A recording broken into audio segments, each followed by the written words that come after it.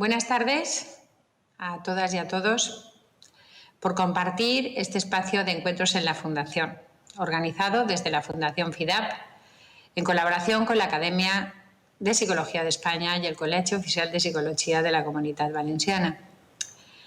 Pues esta tarde, entre otras cosas, estoy contenta porque voy a presentar a una persona que yo considero, por supuesto compañera, pero considero amiga mía.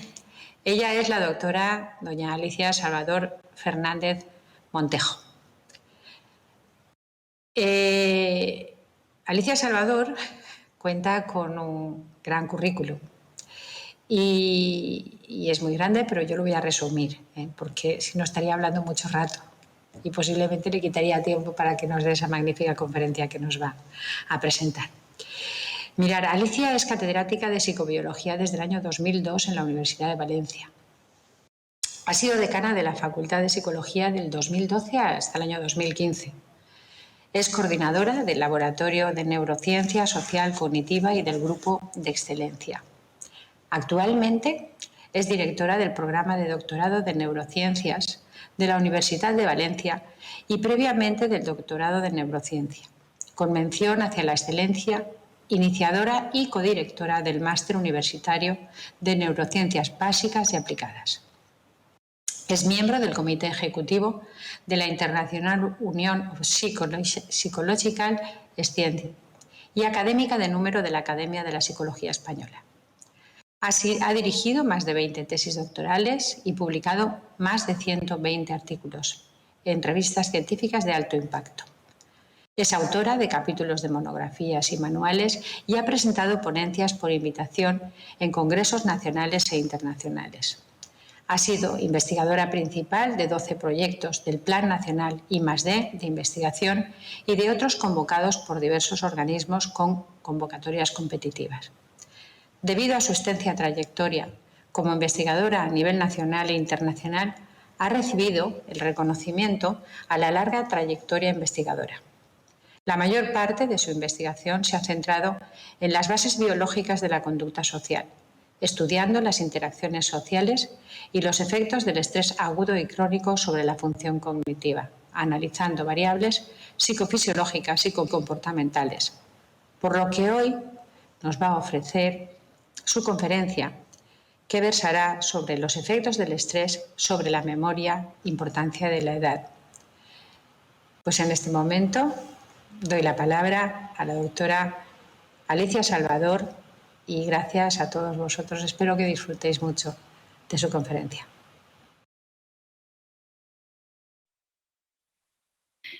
Buenas tardes.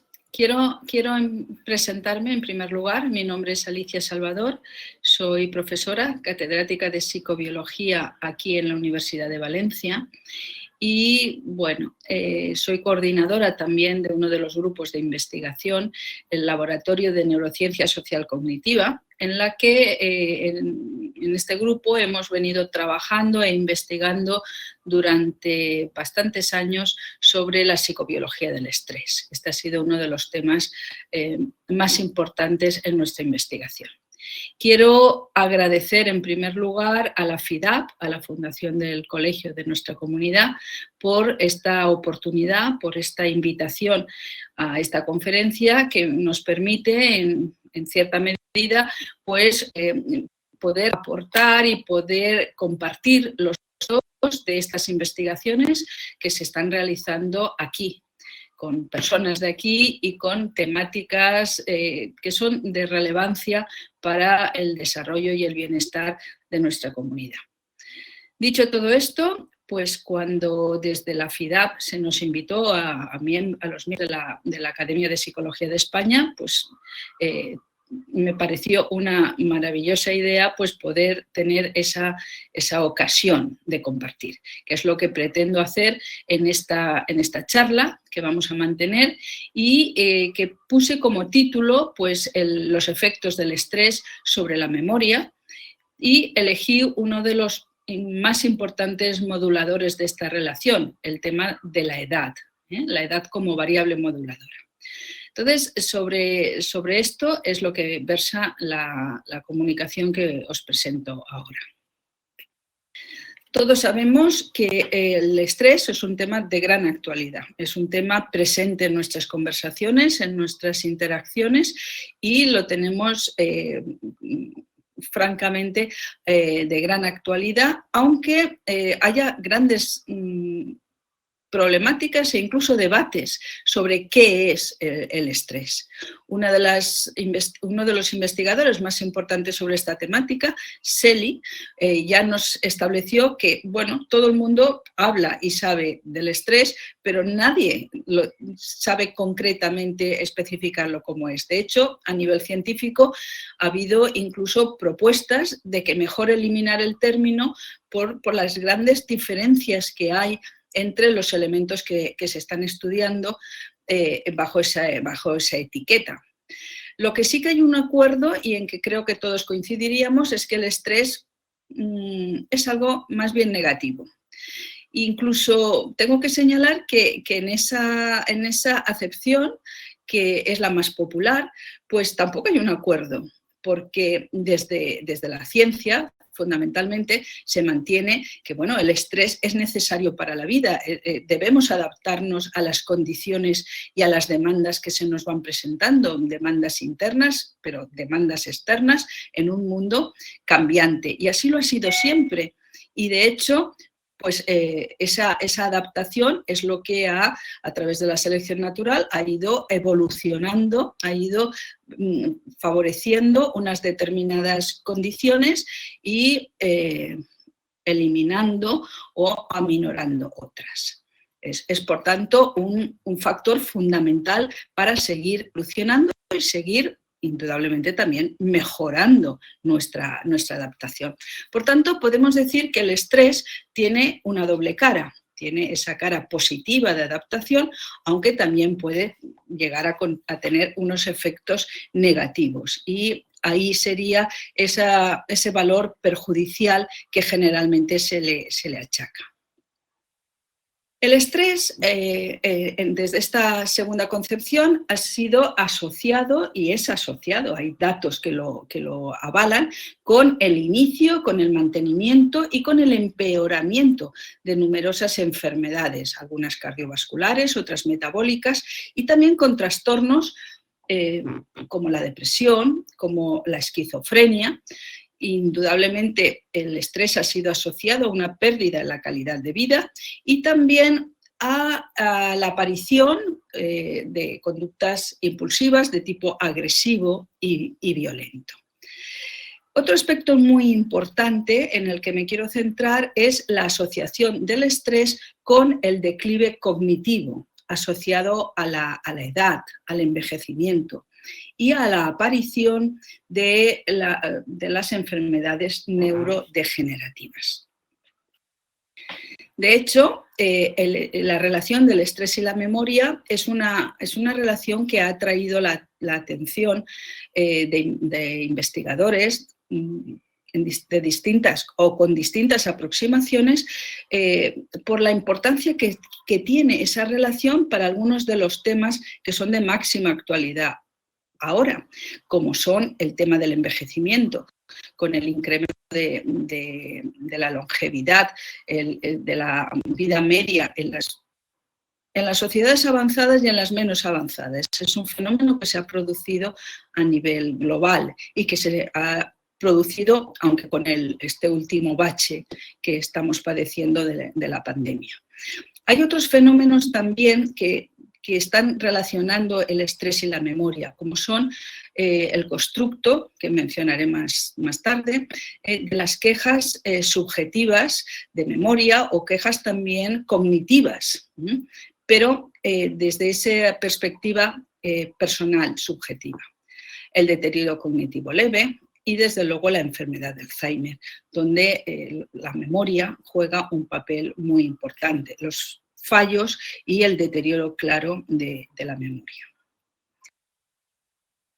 Sabemos todos que con la edad hay unos cambios que van en la dirección de aumentar la variabilidad, la vulnerabilidad.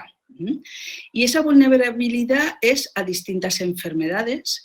Por ejemplo, es muy frecuente con la edad los cambios en la presión arterial, por tanto aparece la hipertensión, o a nivel metabólico con la glucemia y la aparición de la diabetes. También las distintas enfermedades neurodegenerativas, la enfermedad de Alzheimer, el Parkinson, están asociadas a los años. Aquí tenemos algunas imágenes que nos muestran cambios, en principio normales. Tenemos una imagen de un cerebro, una imagen exterior del cerebro, de un cerebro joven, al lado tenemos un cerebro envejecido. Se puede observar un cambio en el tamaño, en la extensión, que se puede a simple vista, en esta visión macroscópica, y también una mayor, las hendiduras, los surcos, son mucho más profundos. Entonces se producen cambios importantes a nivel global del cerebro. En la parte inferior tenemos cortes, y en ese corte podemos ver también que que también hay esas diferencias y se aprecian la profundidad de las hendiduras, de las circunvoluciones, y se ve también el tamaño de los ventrículos. Hay unos cambios claros que afectan tanto a la sustancia gris como a la sustancia blanca con el paso de los años. En la parte izquierda podemos observar una imagen, un dibujo, ya comparando un cerebro sano con una imagen de un cerebro de un enfermo de Alzheimer. Aquí la situación extrema, como se puede observar, es mayor. Entonces, sí, hay cambios con la edad y eso afecta a toda la función cerebral, a la función cognitiva, indudablemente. De hecho, la OMS ya definió el envejecimiento como la progresiva reducción en la capacidad de adaptación, que nos llevaría finalmente a la muerte. Se acepta que con los años la mayor parte de las personas vamos sufriendo un declive cognitivo gradual que tiene unas consecuencias que acaban afectando a la funcionalidad y, lógicamente, a la autonomía y a la dependencia.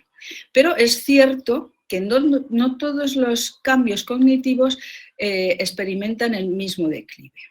Aquí en esta imagen tendríamos, por ejemplo, cómo se observa esa reducción en algunas características, en algunas dimensiones del funcionamiento cognitivo, como son la velocidad de procesamiento y algunos tipos de memoria.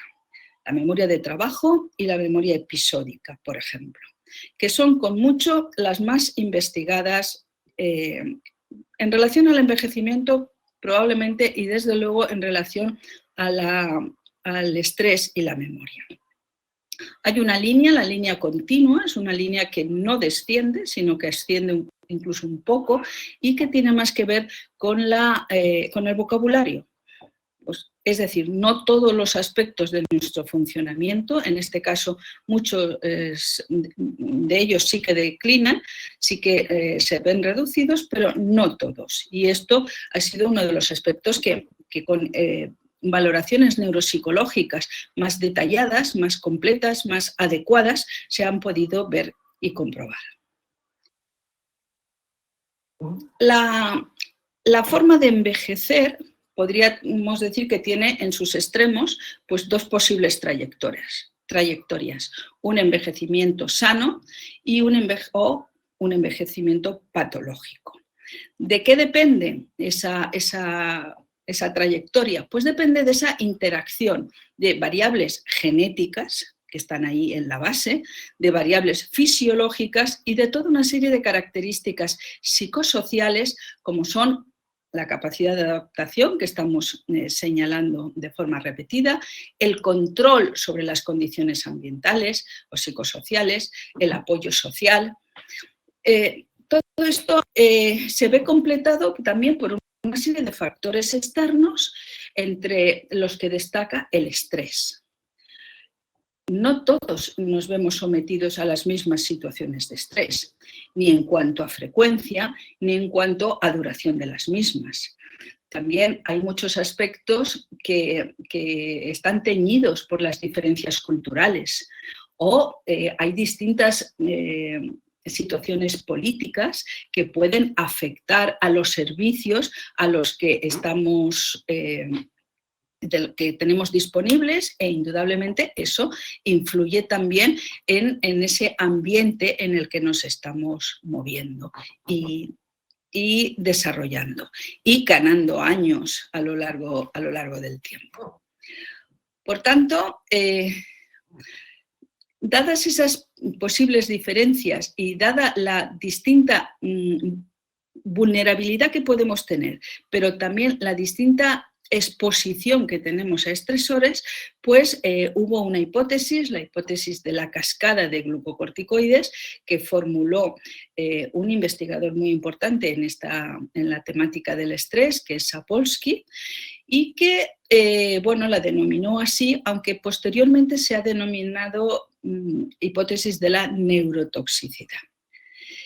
¿Qué nos dice Sapolsky, que ha investigado muchísimo sobre los glucocorticoides? Yo puedo recordaros lo que ya sabéis: los glucocorticoides son unas hormonas básicas para la vida, son las hormonas del estrés. En nuestra especie el cortisol es la llamada hormona del estrés, y entonces son fundamentales, y ahí ya me iré refiriendo a algunos de los cambios o modificaciones que se pueden producir en su regulación. Sapolsky lo que estableció es que, bueno, pues el hecho de vivir, el hecho de ir pasando los años, ir teniéndonos que adaptar, ir teniendo que responder a situaciones de estrés, de la índole que fuera, pues eso va produciendo un desgaste. Eso supone un coste, o sea, adaptarse tiene un coste para el organismo, igual que vivir lo tiene. Entonces, ese desgaste continuo se puede determinar, pues, y va aumentando con los años. Eso lleva también a que con la edad lo que se produzca son diferencias o niveles de cortisol más altos, los niveles basales. O sea, se encontrarían diferencias cuando se comparan personas jóvenes con personas mayores en ese nivel basal de cortisol. Y estas hormonas, el cortisol y algunas otras moléculas asociadas, pues son moléculas que pueden dañar estructuras. Una de las estructuras que más se ha visto estudiada ha sido el hipocampo, con una importante función en la memoria relacional y en el paso de la consolidación de la memoria. Entonces, está claro que esa exposición a estrés a través de los glucocorticoides que están organizando la respuesta de estrés, pues afecta a la función y afecta también a la estructura, como se pareció verse en algún momento, o ha habido datos con el estrés postraumático, por ejemplo. Esta hipótesis de alguna manera se plasma en que existe un solapamiento entre las estructuras, por una parte, que promueven la respuesta de estrés y la secreción de cortisol, y esas estructuras son las mismas que van a favorecer o que están en la base de toda una serie de procesos cognitivos, entre los que se encuentran los procesos de memoria, de almacenamiento de información y utilización de esa información. Estas estructuras aparecen aquí representadas y son fundamentalmente, sin extendernos más, la corteza prefrontal, la amígdala y el hipocampo. Entonces, estas estructuras tienen receptores de glucocorticoides y a la vez son capaces de promover esa liberación de ACTH y posteriormente de cortisol. Luego son estructuras que están representando cómo el cerebro inicia la respuesta de estrés, pero también es un órgano diana, que sería la terminología que habitualmente usamos, un órgano diana, podemos decir también una víctima del estrés. al tener esos receptores y a verse afectados por los niveles de esta hormona.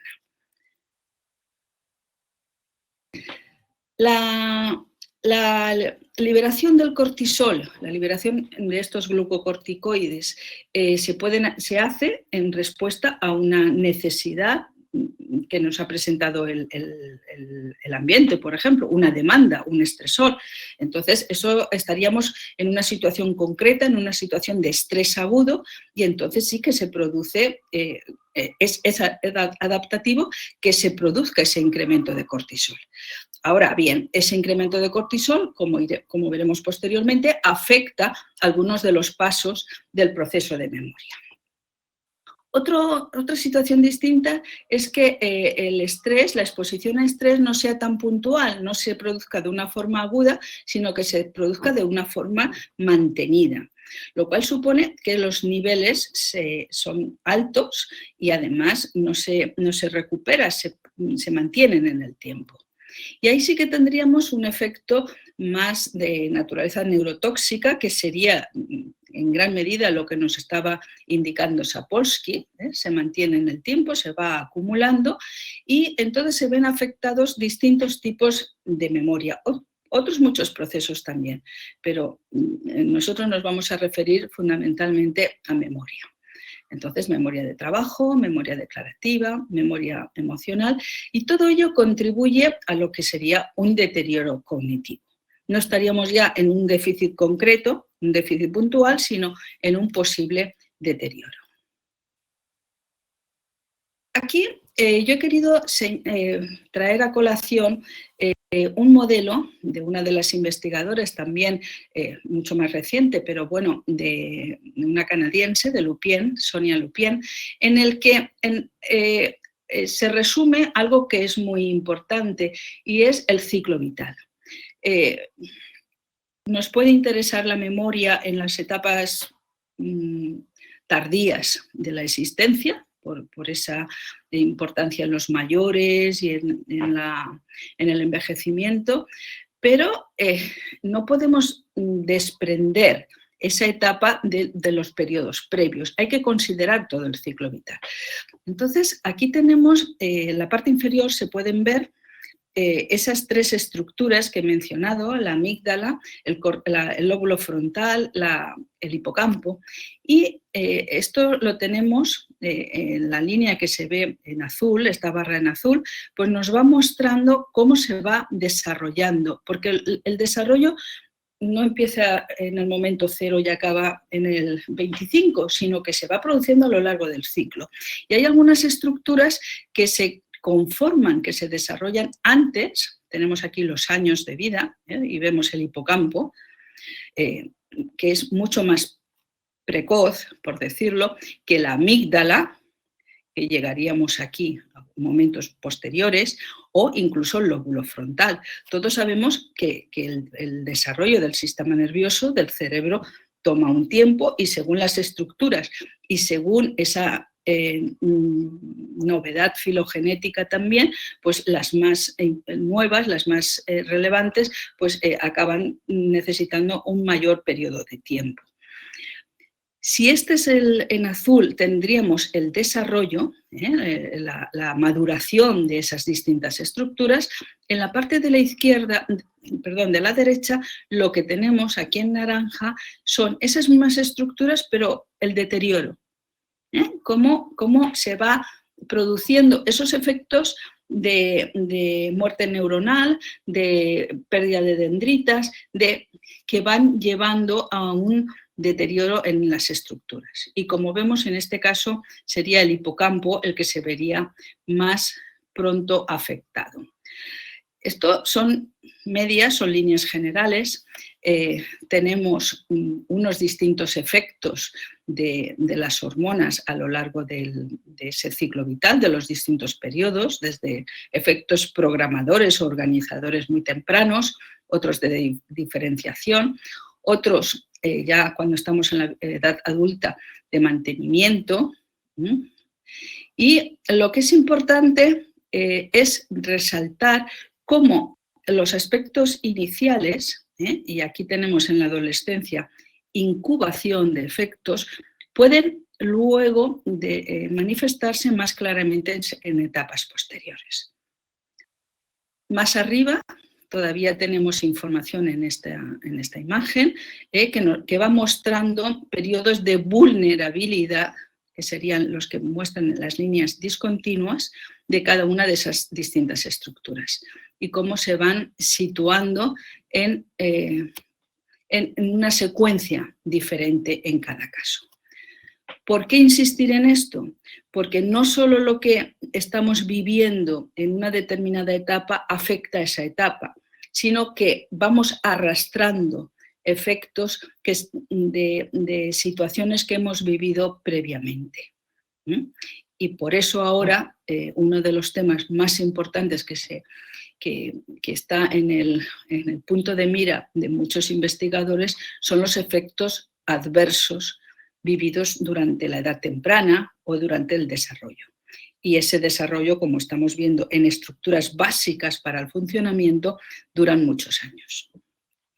Dicho esto y recalcando la importancia del ciclo vital, quiero resaltar que efectivamente, bueno, pues las quejas de memoria, esas pérdidas de memoria o esa sensación subjetiva de que existen esas pérdidas, pues bueno, están asociadas no solo a ganar años o no solo a la exposición a algunos aspectos muy concretos, sino que estamos en un ambiente global caracterizado porque hay muchísima información, hay gran volumen de información, nos llega información por diversos canales, estamos simultaneando tareas, hay muchas que hacer de una forma acelerada. Entonces, todas esas condiciones de ese ambiente que nos rodea están también afectando y están influyendo en esa relación entre lo que podríamos llamar situación concreta de estrés y el rendimiento en memoria. Por tanto, ¿qué es lo que debemos tener en cuenta para analizar los efectos sobre la memoria? Del estrés ya hemos hablado, es un aspecto importante. ¿Cómo es? ¿Qué es lo que entendemos por estrés? Porque puede ser, en general, desde cambios en la temperatura, por ejemplo, a los problemas del clima laboral, ¿no?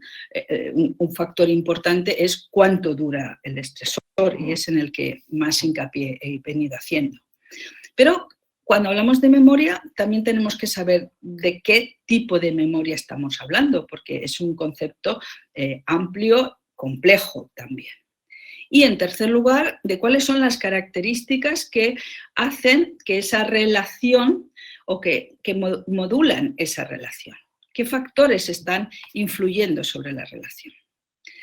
Tipos de memoria. No quiero hacer, solo tengo una diapositiva dedicada a esto, es un tema complejo. Podemos fijarnos en el aspecto temporal y entonces lo habitual es diferenciar una memoria sensorial, que es una memoria de segundos, más una memoria a corto plazo y asociada tendríamos la memoria de trabajo y luego ya tendríamos la memoria a largo plazo, que esa ya puede durar pues años y muchos años, como sabemos. Habitualmente se diferencia la memoria declarativa, esa memoria explícita, la que nosotros podemos declarar, y de ahí su nombre, que se distingue la memoria episódica o la memoria semántica. La episódica con el recorrido por eventos, ahí podríamos incluir la autobiográfica, por ejemplo, o la memoria semántica ya más asociada a hechos y a conceptos concretos. Otra parte, otra gran categoría de memoria es la memoria implícita, la no declarativa. Ahí tendríamos las destrezas y habilidades motoras, los condicionamientos, el priming, etc. Yo ya he mencionado anteriormente que, bueno, y lo vamos a ver ahora, pues sobre todo hay unas memorias, unos tipos de memoria que son los que más se han trabajado y estudiado. Y respecto a los moduladores, pues son muchos los factores que influyen en la respuesta de estrés a nivel individual y que por tanto tienen unos efectos diferenciales en aquellas áreas que queramos estudiar, como por ejemplo la memoria. Entonces tenemos la edad, que es a la que yo me voy a referir ahora a continuación. Luego tendríamos el sexo, el género, no va a ser igual. Incluso hay una interacción, indudablemente, entre algunas de ellas. Algunas situaciones extremas, como pueden ser la depresión por un lado o el optimismo por otro, las dimensiones de personalidad, algunas sociales que en los últimos tiempos se están poniendo más de manifiesto, la soledad y el aislamiento social, la adicción física, polimorfismos genéticos, el alelo E4 de la APOE, por ejemplo, es un factor estudiado y que sigue mostrando su relevancia para algunas enfermedades como la enfermedad de Alzheimer. A partir de aquí yo voy a aprovechar ya, después de esta parte, digamos, más general o más introductoria, a poder comentar algunos de los datos y algunos resultados que hemos ido consiguiendo a lo largo del tiempo con la investigación que venimos desarrollando. En global, nosotros hemos llamado a todos estos estudios, pues el proyecto NEME, incluye un buen número ya de estudios, algunos transversales, hemos hecho también otros longitudinales, para evaluar los efectos del estrés agudo y del crónico en la función cognitiva, de hombres y mujeres de diferentes edades. Y lo hemos estudiado evaluando los efectos del estrés mediante una serie de biomarcadores. Algunos son indicadores de esa actividad del cortisol, y hemos utilizado distintos tipos de medidas, tal y como hemos ido desarrollando y se han ido instaurando también en la literatura internacional. También índices de la actividad del sistema nervioso vegetativo, la frecuencia cardíaca, la variabilidad cardíaca, la presión arterial, la alfa-amilasa salivar como sustituto de las catecolaminas. Hemos empleado a veces también variables metabólicas como la glucosa o el colesterol y siempre indicadores subjetivos de cómo se siente la persona y también medidas comportamentales. Hemos observado el comportamiento y lo hemos evaluado. Esto a través de una serie de estudios que cuando empezamos a desarrollarlos, pues partíamos de una hipótesis que provenía sobre todo de la investigación animal, de Rosendahl, y que indicaba cómo el estrés agudo, el estrés puntual, afecta a algunos procesos de la memoria de una forma diferente. Según esta hipótesis, el estrés facilitaría la consolidación de nueva información que es relevante para el individuo y deteriora la recuperación de otro material irrelevante. Cuando tenemos en cuenta este proceso de cómo el estrés puntual afecta la memoria, tenemos que tener en cuenta la secuencia de acontecimientos en que se puede desglosar el proceso. La memoria sabemos que incluye una fase de adquisición de la información, una fase de consolidación y una fase de recuperación. De hecho, esa adquisición, lo que se aprende, solo puede demostrar que se ha aprendido a través de la recuperación de información. Pero el estrés puntual puede darse en distintos momentos. Puede darse antes de todo el proceso, que es la primera parte de los estudios que hemos hecho y que se han venido realizando a nivel internacional. Se puede dar una vez que se ha tenido la información, pero no se ha consolidado todavía, o cuando se tiene que recuperar. Además, hay otros factores que pueden estar influyendo. Lo que sería el material concreto, que es lo que tenemos que recordar. El material puede ser neutro o puede ser de naturaleza emocional. Puede ser visual, pueden ser imágenes, de hecho, pueden ser sonidos, pueden ser palabras, es muy variado. Y los estresores puntuales que se utilizan, pues también son variados. Nosotros hemos utilizado varios de los más comunes en la investigación sobre este tema, y de ellos, pues uno, el el Trier Social Stress Test, incluye una evaluación de la persona delante de un comité. Es un estresor que genera bastante estrés y que esa generación de estrés se basa en que supone la evaluación personal y la falta de control que tiene el sujeto que se ve expuesto a esa valoración por parte del comité. Es un estresor muy empleado en distintos laboratorios y, por tanto, se tiene mucha información sobre sus efectos. Cuando nosotros nos planteamos empezar a trabajar sobre este tema, pues encontramos que sí que había algunas investigaciones en humanos, en jóvenes, sobre todo jóvenes varones, estudiantes universitarios. Había mucha menos información de mujeres jóvenes y de mayores apenas había resultados. Los que había eran algunos sobre la interferencia retroactiva en mayores y no había información en memoria de trabajo, generando el estrés. Solo había alguna información porque se había administrado cortisol. Y entonces, bueno, tras la administración de cortisol se intentaba ver cómo se veía afectada la memoria. Por tanto, faltaba bastante información y nos planteamos el trabajar con ello aquí en nuestro grupo en Valencia.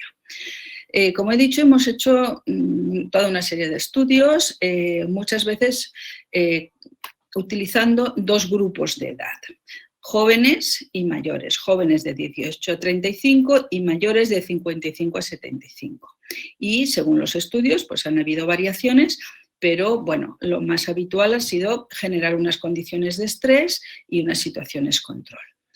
Como lo que nos planteamos en principio era la respuesta, digamos, sana, la respuesta adecuada, pues teníamos unos criterios de exclusión bastante fuertes y que nos permitían pues, llegar a determinar esa respuesta en población sana, saludable. Aquí tenemos uno de los resultados que obtuvimos cuando comparamos la respuesta ante un estresor. El estresor está aquí. Entonces, tenemos varios niveles de cortisol antes, durante y después de.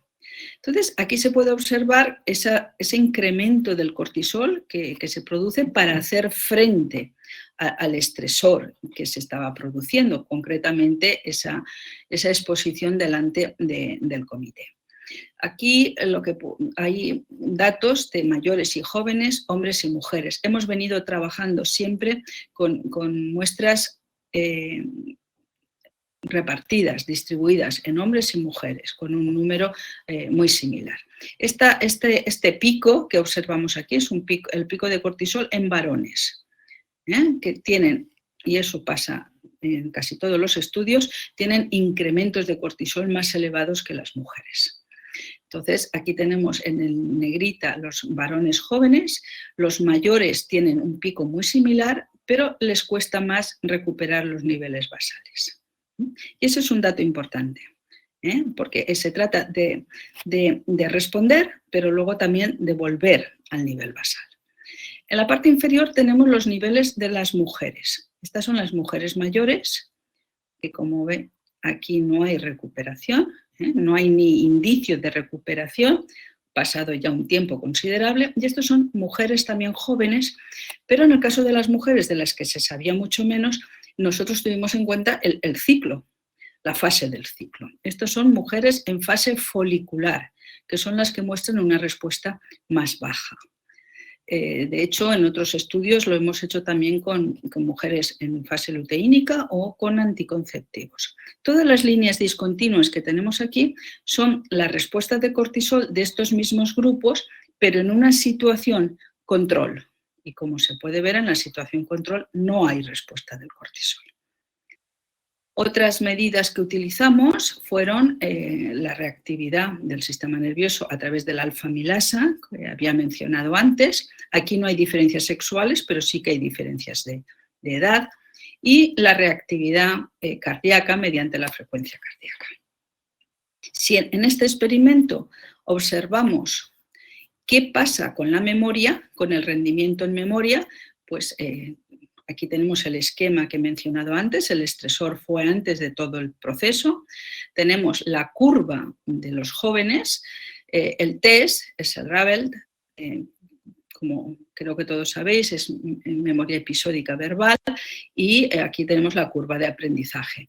La curva de aprendizaje se ve aquí también en los mayores, es mejor rendimiento en jóvenes, como era de esperar, pero la diferencia que nos apareció atendiendo a la edad es que solo en los mayores se producía una interferencia retroactiva importante, significativa, por acción del estrés.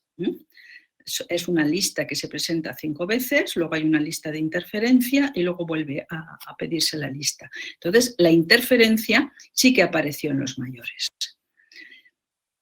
y que se considera que es debida a esa mayor dificultad para eliminar, para evitar o inhibir la información irrelevante, que era uno de los aspectos básicos a considerar. Lo otro que encontramos también es que en los mayores, aquí en este primer ensayo, había una mejora en la capacidad del SPAN, que decimos habitualmente, la capacidad de almacenar en las mujeres. Y eso nos llevó a centrarnos más en esos aspectos y en la memoria de trabajo. Entonces, en otra publicación, también con ese mismo esquema, pero en 2 estudios diferentes, nos centramos en la memoria de trabajo.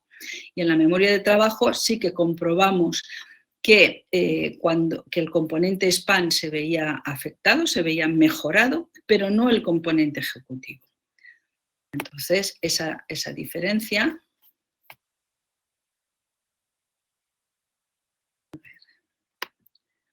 Esa diferencia la encontramos posteriormente en mujeres, bueno, el grupo anterior eran mayores y lo hicimos también en mujeres jóvenes. Y efectivamente también en las mujeres jóvenes mejoraba esa capacidad, el SPAN. Insisto, no el componente ejecutivo, sino el componente atencional.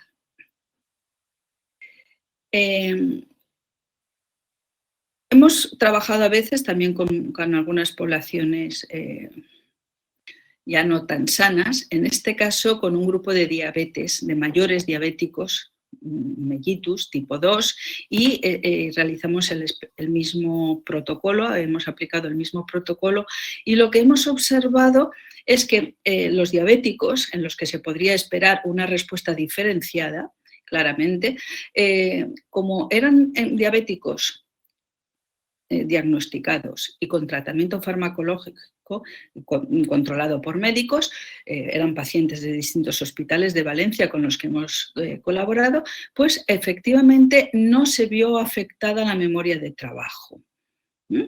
Ese componente ejecutivo, la respuesta era similar a la que habíamos encontrado en los sanos.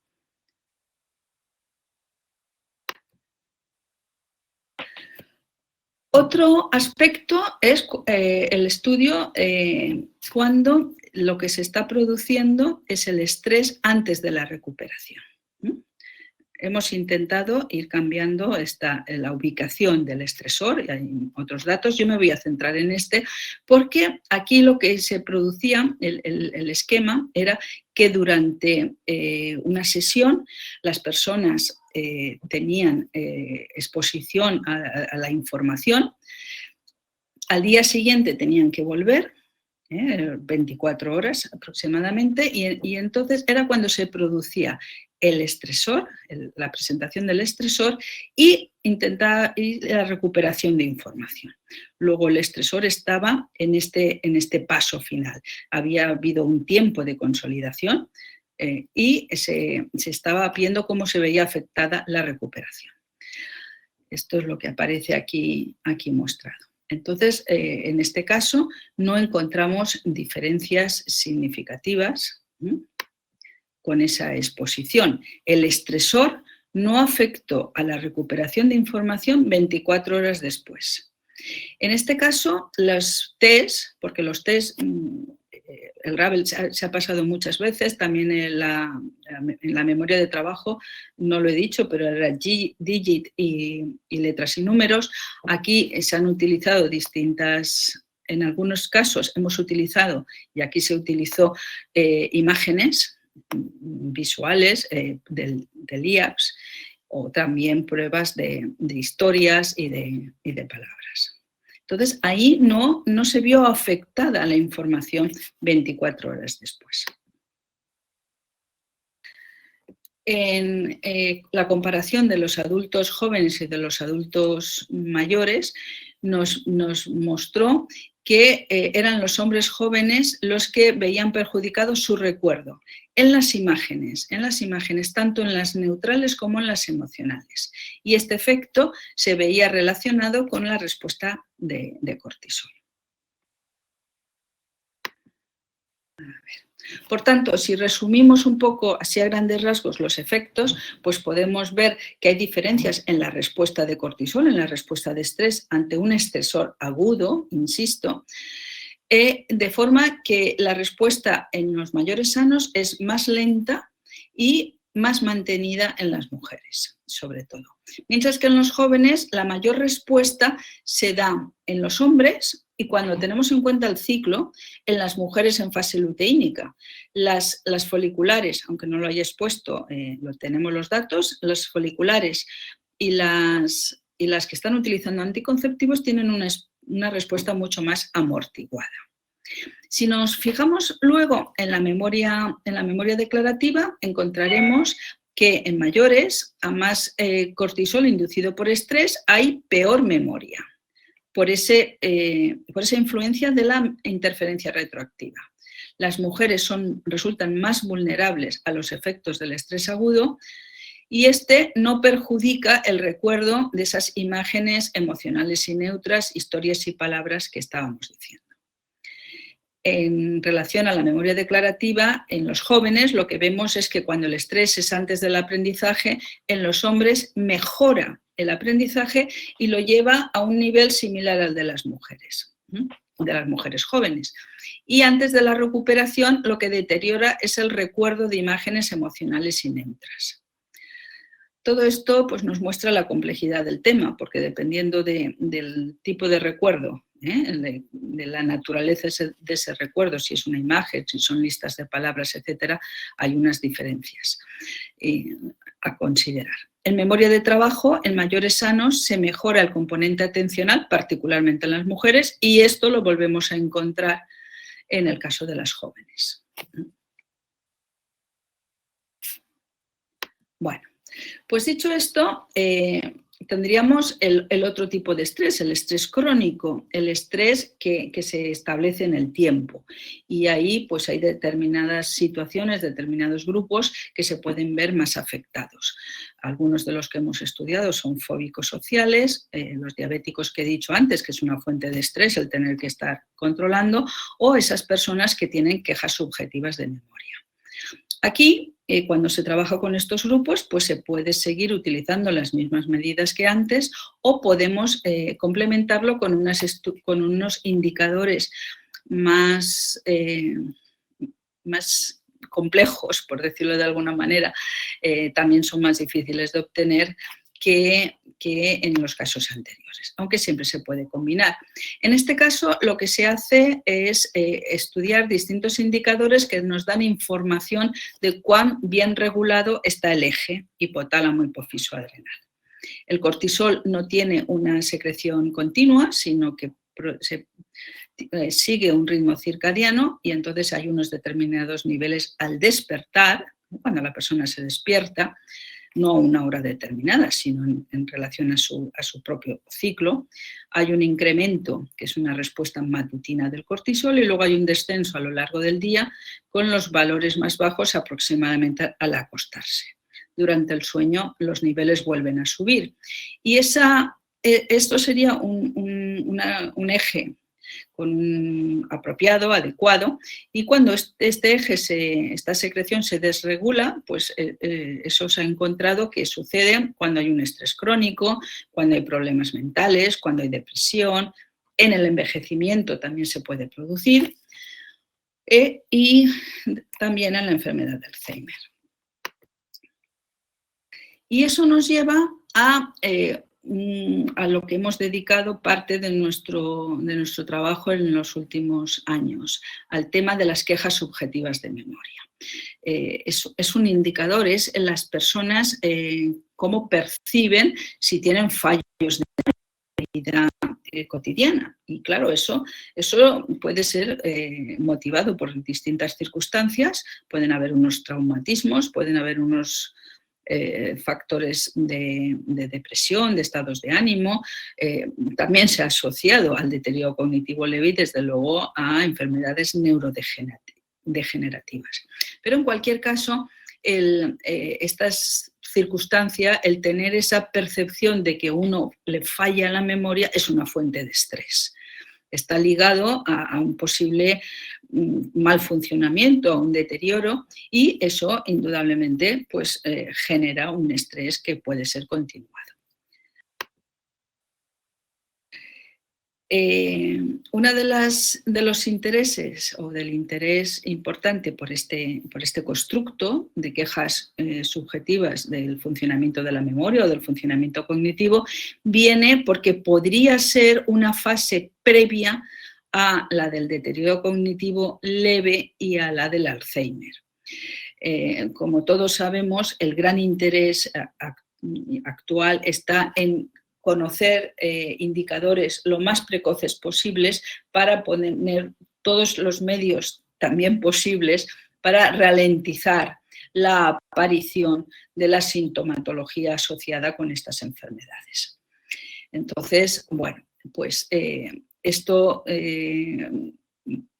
primero de una forma más difusa y ahora cada vez mayor, pues se ha ido estableciendo la relevancia de la aparición de quejas subjetivas de memoria a partir de unas determinadas edades fundamentalmente, aunque sabemos que no solo se producen en los mayores, también en los jóvenes. De hecho, nuestros datos, nuestro estudio se ha centrado otra vez en esos dos grandes grupos, en los jóvenes de 18 a 35 o en los mayores. Yo solo voy a hacer referencia a los mayores. En este trabajo lo que hemos recogido, hemos hecho una evaluación bastante exhaustiva de 82 personas en este rango de edad de 55 a 75 años y bueno, pues 48 de ellos fueron evaluados como que no tenían quejas subjetivas de memoria y 34 tenían estas quejas. En todos los casos hay hombres y hay mujeres y la distribución no era significativamente distinta en los dos grupos, ni respecto al número de hombres y mujeres, ni respecto al nivel socioeconómico, que en general era medio alto. Había diferencias en la edad y había diferencias en el nivel de estudio. Resultó que los más mayores tenían, dicho de otra manera, los que no tenían quejas subjetivas de memoria, presentaban mayor edad y mayor nivel de estudios también. Cuando nosotros fuimos comparando estos dos grupos en función del estrés percibido y una serie de indicadores del funcionamiento hormonal, pues vimos que habían diferencias significativas en la percepción de estrés. Los que tenían quejas tenían mucha mayor puntuación en ese estrés percibido, pero no encontramos diferencias significativas en los distintos indicadores del funcionamiento del eje. A nivel de la función cognitiva, encontramos diferencias en atención, en la memoria declarativa inmediata. No encontramos diferencias ni en funciones ejecutivas, ni en memoria de trabajo, ni en la declarativa demorada, en la fluencia fonológica o semántica, ni en habilidades visuales. Sí que volvimos a encontrar diferencias en depresión, ansiedad y neuroticismo, así como en la salud mental subjetiva, en las que el grupo de quejas siempre tenía peores puntuaciones. Cuando consideramos y vimos factores protectores, pues no encontramos ni en resiliencia ni en positivismo. Estamos ahora analizando con más detalle estas distintas dimensiones, porque incluso parece que dentro de ese grupo de mayores, que son de 55 a 75 años, aparecen diferencias importantes en el primer tramo, hasta los 65 y en el segundo, en relación a estos aspectos. Bueno, llegados a este punto ya voy a cerrar y voy a terminar presentando pues algunas conclusiones, destacando algunos de los aspectos que considero importantes. Yo considero que es realmente relevante el poder contar con datos propios, datos de nuestro entorno, de nuestra comunidad, y por eso necesito agradecer a todos los participantes, jóvenes y mayores, por habernos dado la oportunidad de poder no hacer referencia a investigaciones que se están haciendo en Canadá o en Estados Unidos o en Reino Unido, sino investigaciones que estamos haciendo nosotros aquí con nuestra población específica, porque los factores culturales también son importantes. Entonces, dicho todo esto, sí que quiero retomar algunas de las ideas generales. Hemos visto que el estrés agudo puede afectar aspectos concretos de la memoria, no la consolidación, la recuperación, etc. Y que la investigación se ha seguido centrando sobre todo en esa memoria declarativa de tipo episódico, que es más bien dependiente del funcionamiento hipocampal, y en la memoria de trabajo, más del lóbulo frontal. Yo no lo he mencionado aquí, pero hay temas también de toma de decisiones que son fundamentales y que hemos trabajado nosotros también. Entonces, no solo son aspectos de memoria, sino de algunos muy relevantes para esa autonomía y esa funcionalidad individual. Sabemos que el estrés crónico perjudica el funcionamiento cerebral y que esa exposición a estrés crónico es variable entre las personas, que además presentan una distinta vulnerabilidad y están expuestos a unos distintos factores sociales que están influyendo y modulando en los posibles efectos. Hay cada vez más modelos, yo no lo he nombrado solo a Sapolsky, pero es McEwen, un modelo muy, muy interesante y que ha tenido mucha repercusión con los efectos de la aleostasis y de la carga alostática. Y yo resaltaría, porque creo que es básico, la relevancia a considerar las distintas etapas del ciclo vital. No centrarnos solo en una, sino poder ver todo el ciclo con los antecedentes que tienen repercusión en etapas posteriores. Por tanto, entre los retos actuales que tenemos en esta investigación, necesitamos, por ejemplo, estudiar más tipos de memoria. Y hay una memoria muy importante que va a ser dependiente también en gran medida del lóbulo frontal, que es la memoria prospectiva. Y esa nos permite el funcionamiento cotidiano de una forma esencial. Ese va a ser uno de nuestros objetivos a corto plazo. Hay que ampliar los tipos de estresores. Lo hemos hecho, pero todavía no se hace de forma continua. Equilibrar las muestras por sexo y género. Hay diferencias y esas diferencias hay que considerarlas. Hay también la necesidad de incorporar otras medidas, pues sistema nervioso simpático, el inmune, las técnicas de neuroimagen serían perfectas, eso no es factible, no es fácil en nuestro medio, pero necesitamos también buscar elementos positivos, elementos protectores para los programas de intervención. De alguna manera, si ya la OMS definió el envejecimiento saludable como un aspecto esencial, como ese proceso por desarrollar y mantener la capacidad funcional que permite el bienestar, y el bienestar es uno de nuestros objetivos, ¿no? en este estado a nivel político, pues es fundamental analizar todos esos factores genéticos, epigenéticos, de estilo de vida que pueden contribuir a ese bienestar para poder promoverlo. Y promoverlo, sigo insistiendo, a través del ciclo vital con factores que fundamentalmente están asociados al nivel educativo y a las condiciones sociales. Y ahí, pues, cómo no nombrar al menos esa reserva cognitiva, que es un factor esencial para afrontar con éxito las distintas etapas a las que nos vamos enfrentando. Con todo esto, doy ya por cerrada la presentación. Muchísimas gracias por la atención. Este es el trabajo del grupo actual del Laboratorio de Neurociencia Social Cognitiva, pero hay también otros doctorandos, otras personas que han contribuido a él durante muchos años. Y a las que quiero también agradecer su participación en estas investigaciones. Muchas gracias. Alicia, ¿me escuchas? Yo te oigo perfectamente. Vale, bien, perfecto, muy bien. Vale, pues nada, muy buenas tardes a todas y todos. Y bueno, en primer lugar voy a presentarme. Soy Josefina Carboneras y soy la vicesecretaria del Colegio de Psicología de la Comunidad Valenciana.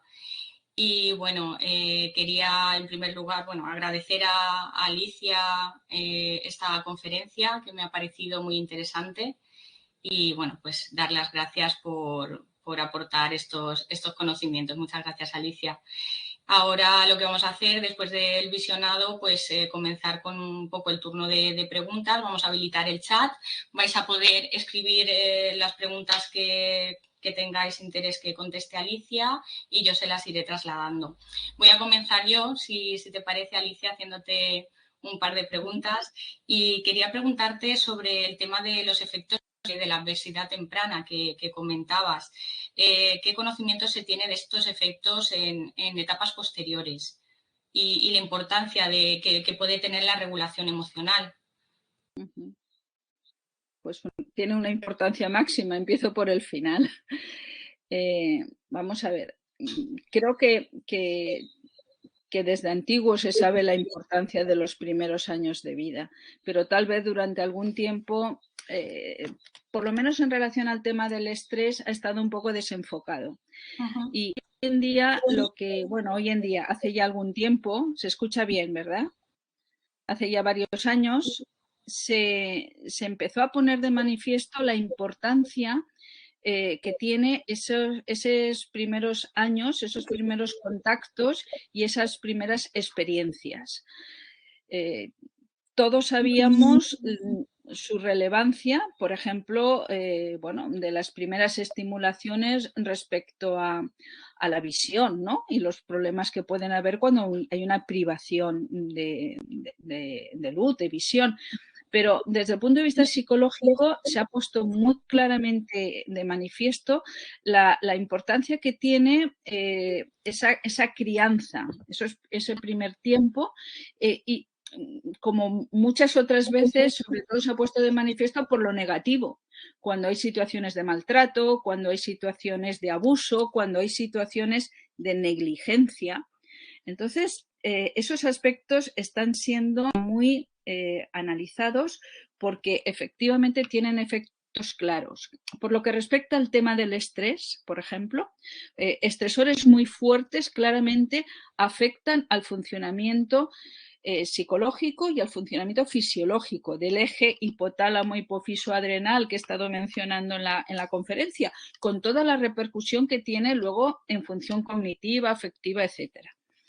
Entonces, sin embargo, cuando son estímulos, cuando son estresores más pequeños, lo que están haciendo es permitir habituar, permitir adaptarse, y entonces consiguen un mejor funcionamiento. Están contribuyendo también a esa regulación emocional.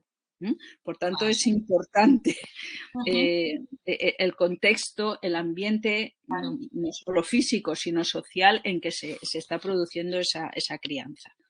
Es claro en los efectos a nivel psicológico. Muy bien. Muchas gracias. Y otra cosita, en referencia a los distintos efectos en función del tipo de memoria y del género, ¿qué más nos podrías decir? Esas diferencias entre... Sí, yo creo que bueno, yo lo he dicho también en la conferencia, se ve claramente cuando uno hace una revisión de la literatura cómo hay algunos tipos que son los más estudiados en relación al estrés y a la memoria. La memoria de trabajo, sobre todo la memoria episódica o la memoria declarativa. Eso tiene también que ver un poco, claro, con el enfoque que yo he dado, que es el tema de la edad y la importancia que tiene pues estos tipos de memoria para el funcionamiento en las personas de más edad. Desde ese punto de vista, cabe resaltar que es muy importante también los test que estamos utilizando, las pruebas neuropsicológicas que estamos empleando. Y eso es de gran relevancia para los psicólogos, porque lo que nosotros, cómo evaluamos, claro, es lo que va a tener consecuencias no solo para el diagnóstico, sino para la prevención y para el tratamiento. Entonces, los tipos de pruebas y que la memoria que nosotros estemos evaluando sea lo más ecológica, lo más asociada a la realidad posible, pues yo pienso que es fundamental, porque, bueno, todos sabemos las listas de palabras, pero bueno, luego en el día a día son otras posiblemente la información que tengamos que mantener en la memoria, que tengamos que recuperar, etcétera. Respecto al género, está claro que hay unas diferencias importantes y hay que tenerlas presentes. Entonces, bueno, nuestra investigación la empezamos en el 2004 y desde el primer momento ya dijimos sexo o género como un factor fundamental. Esto hoy en día está totalmente reconocido por todas las sociedades en neurociencias importantes, por las revistas, por las asociaciones y hoy en día incluso por el ministerio. Es decir, es importante saber qué pasa en las mujeres. No podemos exportar directamente los resultados que se encontraban en los varones. Y si hay ciclo menstrual, hay ciclo menstrual. Y si hay menopausia, hay menopausia.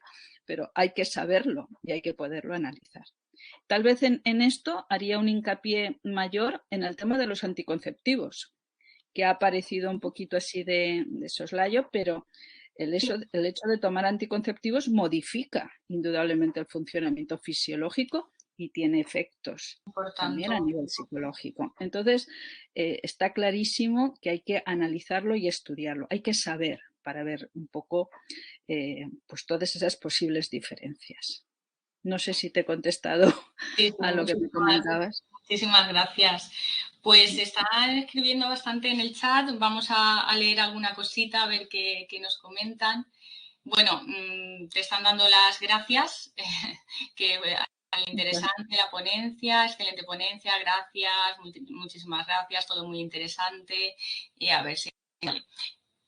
Dice Soledad, me gustaría saber un poco más sobre la metodología para medir el estrés y también para medir la memoria de trabajo.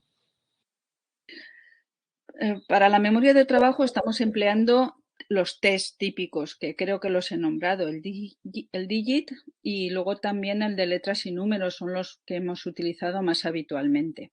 Para medir el estrés, como os comentaba antes, también medimos a nivel subjetivo, a nivel también de estado de ánimo, de mood, cuando están realizando las tareas. Medimos estrés percibido con el PSS clásico y como particularidad, generalmente lo que estamos haciendo también es grabar las situaciones y valorar el comportamiento que hay. Entonces, de todas esas maneras, más las medidas, digamos, de cortisol, las medidas de alfa-amilasa, que es un indicador del funcionamiento del sistema simpático, ¿no? La variabilidad cardíaca, o sea, todo eso son indicadores, estos últimos de los que diríamos fisiológicos o psicofisiológicos, para ver cómo se está respondiendo a la situación. Vale. ¿Podría comentarnos si hay actualmente estudios sobre el efecto de la depresión en personas mayores? Sí, claro. Nosotros mismos, vamos a ver, el tema de la depresión es muy importante para esos efectos sobre la memoria. De hecho, nosotros estamos colaborando con el Servicio de Neurología en la FE y tenemos que muchos de las personas que acuden allí por deterioro cognitivo, pues hay que controlar bien el nivel de depresión, porque está afectando claramente al rendimiento cognitivo y a la memoria. Aparte de otros temas de ideación suicida, etcétera, etcétera. Entonces, claramente la depresión es uno de los estados que más pueden afectar a la memoria, al rendimiento cognitivo en general, y a la depresión a su vez pues tiene un desencadenante muy importante, es el estrés, la exposición a estresores. Vale. A ver, más cositas.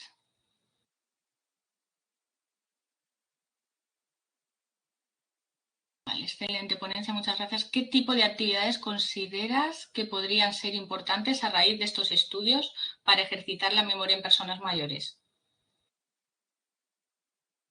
Bueno, vamos a ver. Para la mejora del rendimiento cognitivo, lo que está más comprobado es el ejercicio físico.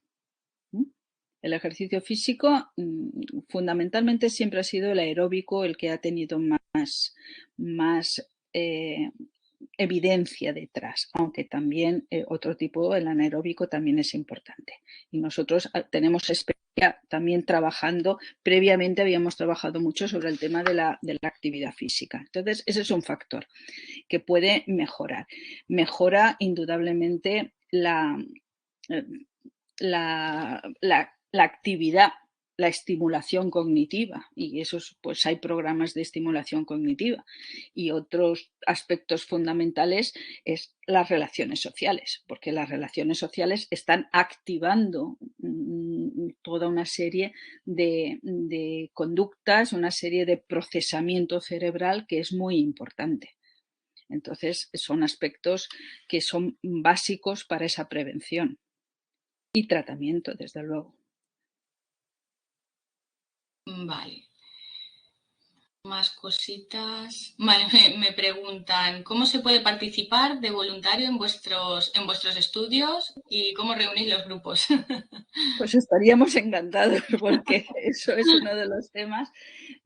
Habitualmente, como he dicho yo también en la conferencia, generalmente estamos trabajando con grupos de dos periodos de edad, de 18 a 35, de 55 a 75. Una fuente fundamental son estudiantes. Aunque hemos trabajado con estudiantes, digamos, de grado, de máster, incluso con personas en algún estudio de los que estaban ya buscando empleo, que también es una situación estresante e interesante. Entonces, eso es una parte, digamos, de nuestro reclutamiento a través de los centros universitarios, en las distintas facultades, carteles, en las clases, etcétera. Y el reclutamiento de los mayores generalmente ha sido a través de la NAUGRAN, de la Universidad de Valencia, y a partir de ahí, pues de algunas asociaciones, de algunos grupos que van buscando unos a otros.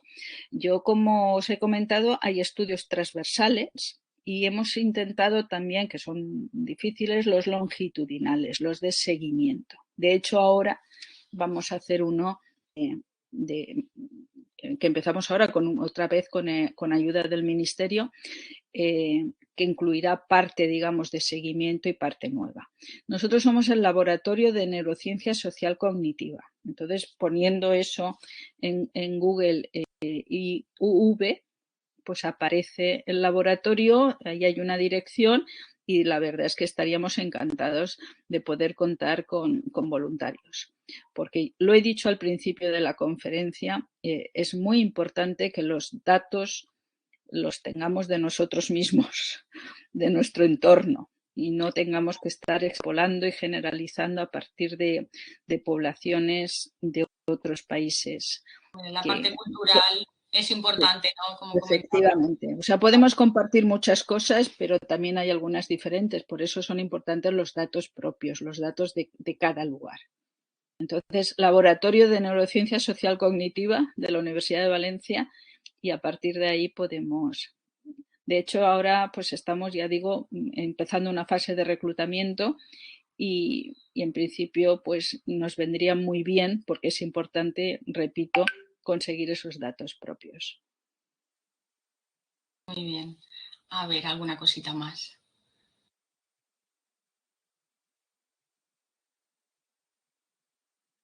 ¿Se interesa la administración en sus diferentes áreas implicadas en este tema, en los resultados de estos estudios?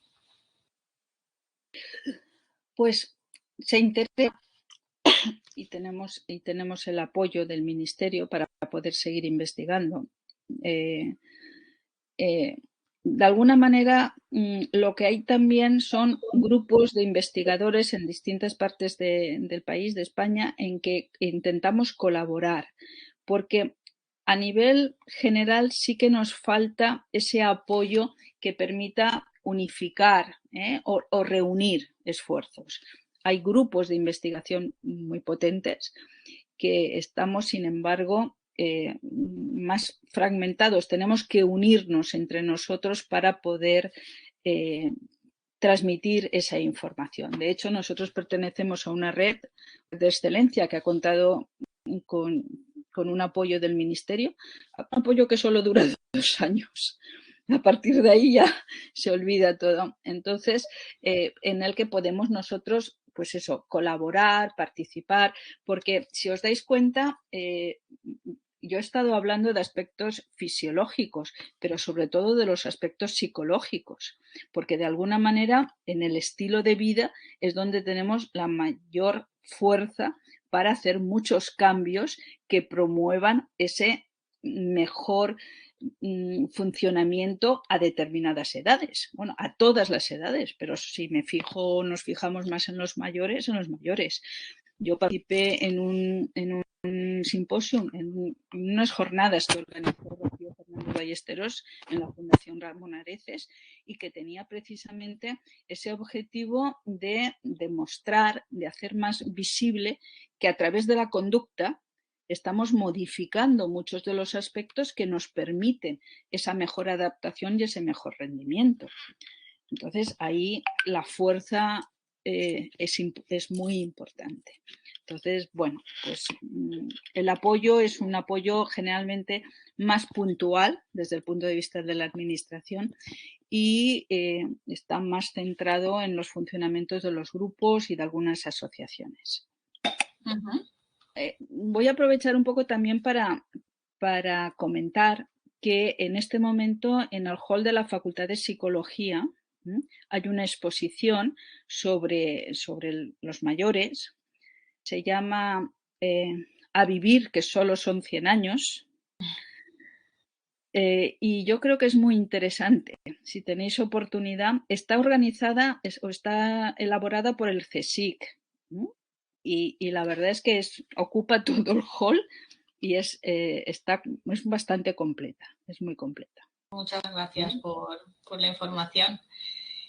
Creo que tenemos una última pregunta y vamos a ir finalizando. Si alguien más quiere preguntar, tengo aquí algo más. Muchas gracias por tan interesante exposición, Alicia. Comentar que viendo el estilo de vida actual, la falta de tiempo, los medios tecnológicos que usamos a diario, todo esto estaría afectando negativamente a la capacidad de memoria prospectiva, a su buen desarrollo.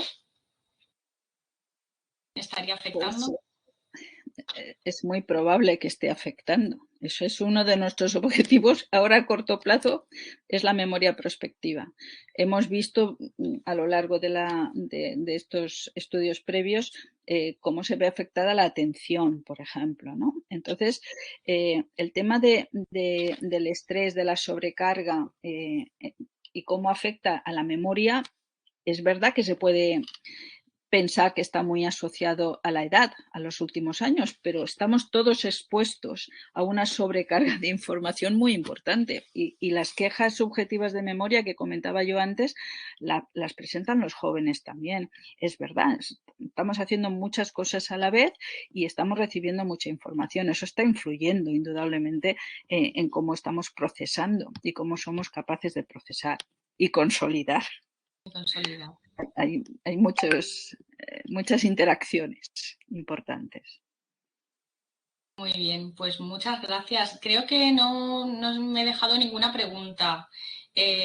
No sé si alguien más quiere hacer alguna preguntita y si no, pues creo que ya estaría todo. Si quieres comentar alguna cosita más, Alicia. Simplemente daros las gracias. Yo creo que es importante poder presentaros estos resultados. Son resultados que se publican, son resultados que muchas veces, pues, y eso no es lo que quisiéramos, que se quedan en esos artículos, ¿no? Intentamos hacer charlas de difusión y para la transferencia de información. Entonces, bueno, pues aprovecharemos también para pasar esa información al colegio y a la FIDAP. Yo creo que de alguna manera, pues lo que hemos ido encontrando es bastante optimista, es bastante positivo respecto a ese edadismo, ¿no? A eso de ver mal el avanzar en años. Hemos encontrado unos resultados interesantes en personas que con un estilo de vida saludable, entonces, bueno, pues el funcionamiento es adecuado. Creo que hay que seguir avanzando y hay que seguir analizando todos estos aspectos y pues que nos permitan prevenir sobre todo y cuando no se puede, pues tratar lo mejor posible las dificultades que aparezcan. Muchísimas gracias de nuevo a la FIDAP y bueno, como siempre, a los participantes y a todos los asistentes. Quedo a su disposición. No aparece ahí el correo, pero bueno, alicia.salvador@uv.es, Universidad de somos del grupo de la Universidad de Valencia, que ya he mencionado antes, el Laboratorio de Neurociencia Social Cognitiva, y encantados de si podemos ampliar información o lo que cada uno considere. ¿De acuerdo? Bueno, muy bien, muchas pues gracias. Muchísimas gracias, Alicia, y gracias a todos y todas por estar aquí. Muchísimas gracias. Gracias, Josefina, también a ti. Adiós. Muchas gracias. Adiós.